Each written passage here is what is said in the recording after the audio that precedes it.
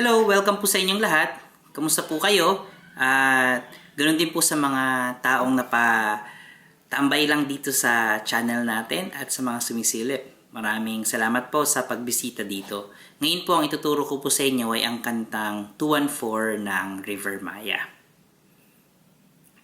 Kung magustuhan niyo po itong guitar tutorial natin, huwag niyo pong kakalimutan na mag-like at mag-subscribe. Ganoon din po, nakalembangin niyo po ang bell button natin para lagi po kayong updated sa mga darating pa pong guitar tutorial. Welcome na welcome din po ang inyong mga request, ang inyong mga katanungan at mga suggestions sa comment section natin. Maraming salamat po. Simulan po natin ang 214.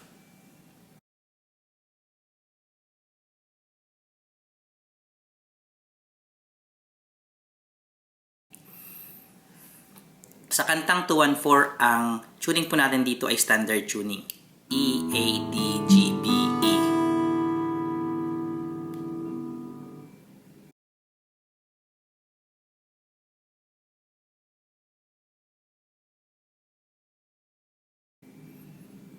Sa intro po natin, may dalawang part po.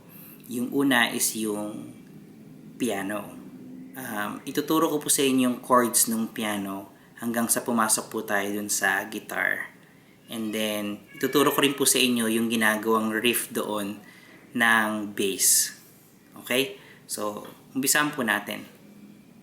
Sa intro, ang chords po natin ay G, E minor, B minor, tapos C, tapos G, tapos E minor, tapos D, tapos C, tapos D, tapos E, tapos C, tapos D. Yung E, C, D na yun, 2 times natin gagawin yun. Tapos magre-resolve tayo sa E.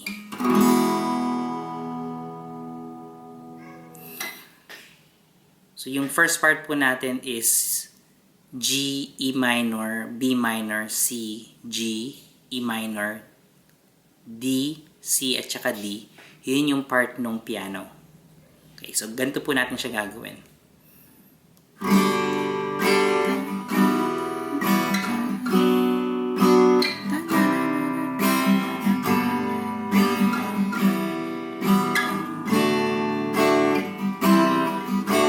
And then pasok po tayo ng gitara.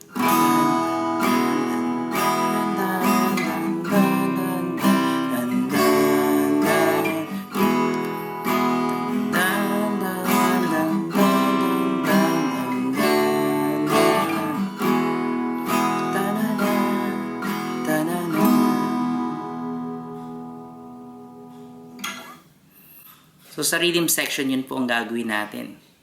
Okay, sa riff po nung intro na yun, ganito po ang gagawin natin.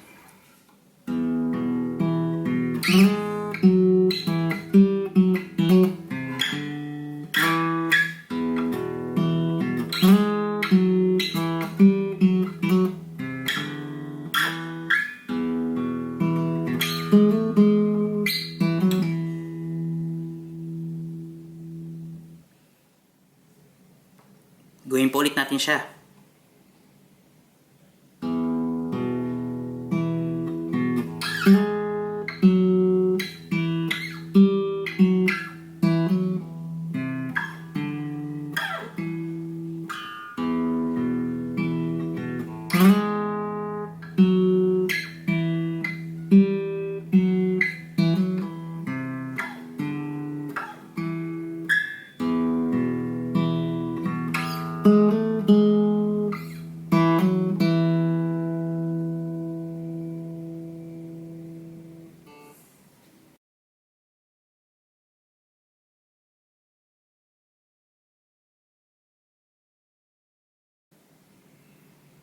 Okay, sa verse po natin, ang chords po natin dito ay E,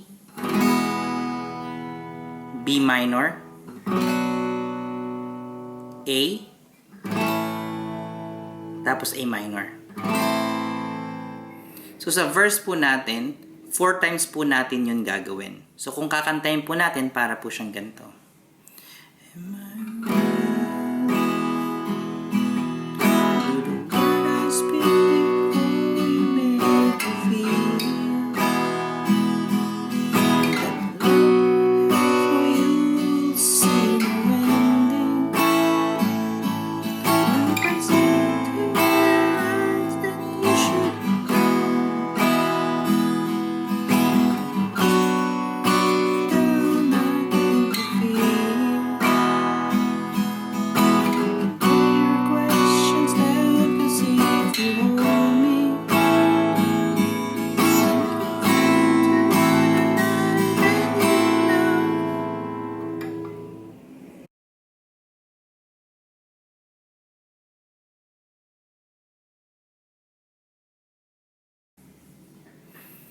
Sa chorus po natin, ang chords po natin dito ay G, E minor, B minor, tapos C. Yung next part po natin is G, E minor, tapos D, tapos C, and D. Dito po, 2 times po natin gagawin yung run na yun. So kung kakantayin po natin, para po siyang ganito.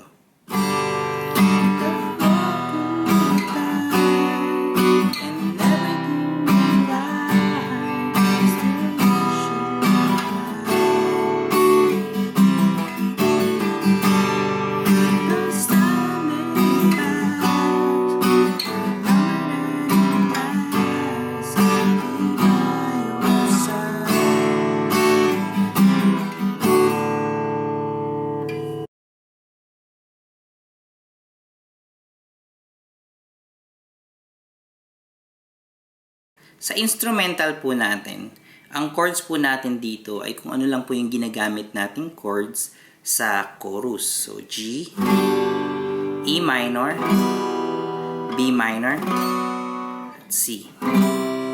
Tapos G, E minor, D, C, and D. 2 times naman po natin gagawin yun. So, kung gagawin po natin, para po siyang ganito.